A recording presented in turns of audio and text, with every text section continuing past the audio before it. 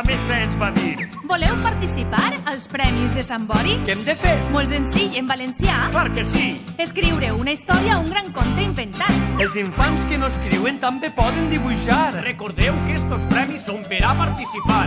Me'n vaig anar a casa amb el cap un poc ratllat. Quina història escriuria que tinguera trellat?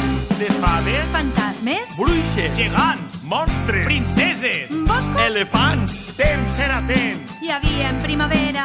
L'any del tirurany. Això era